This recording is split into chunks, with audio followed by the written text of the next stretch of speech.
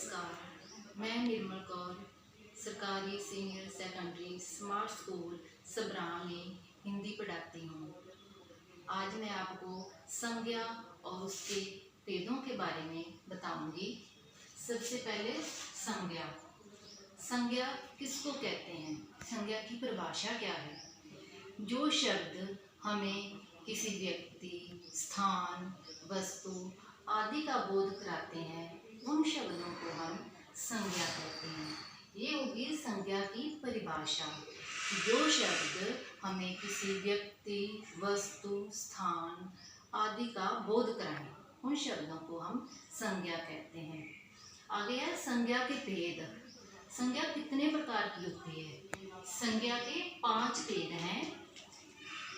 सबसे पहला है व्यक्तिवाचक संज्ञा, दूसरे नंबर पर है जातिवाचक संज्ञा, आगे है भाववाचक संज्ञा, समूहवाचक संज्ञा और द्रव्यवाचक संज्ञा।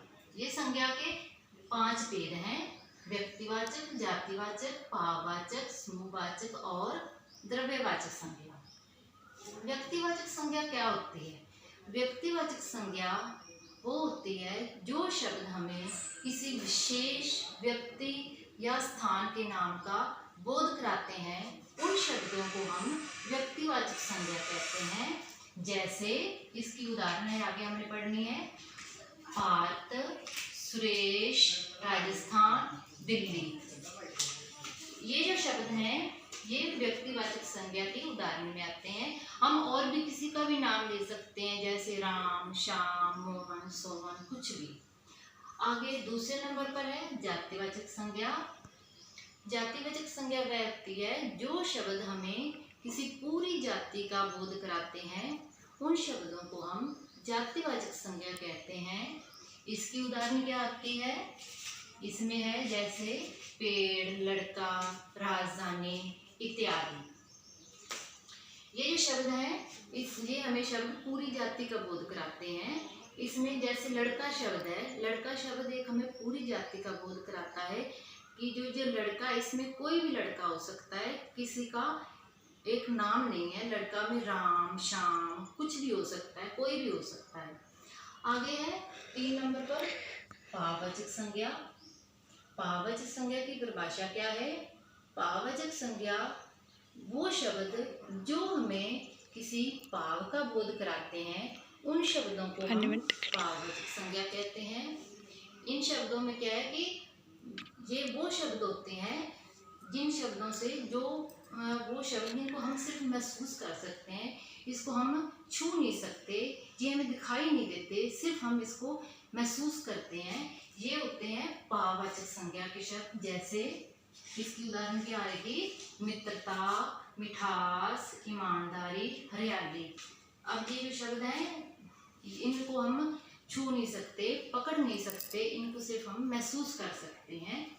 आगे है समूहवाचक शब्द। समूहवाचक संज्ञा वो शब्द होते हैं जिन शब्दों से हमें किसी पूरे समूह का पता चलता है कि कोई चीज़ यहाँ पर इकट्ठी है, उस समूह का पता चलता है। उन शब्दों को हम समूहवाचक संज्ञा कहते हैं। अब इसकी उदाहरण क्या क्या है? इसकी उदाहरण आगे है भीड़, सेना, सभा, पुस्तकालय।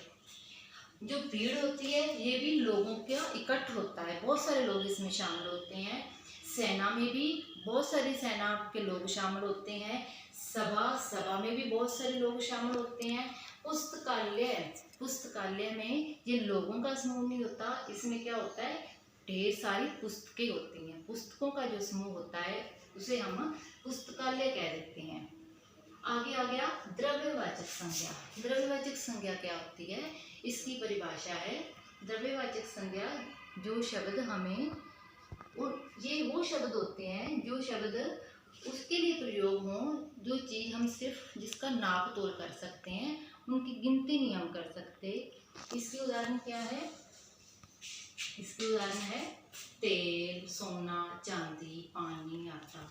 अब ये चीज़ें हैं, इन चीज़ों से हम क्या होता है कि इनको हम इसकी गिनती नहीं कर सकते, 1 2 3 4 ऐसे इसको हम गिन नहीं सकते, इसका सिर्फ नाप तोल होता है। ये होती है द्रव्यवाचक संज्ञा।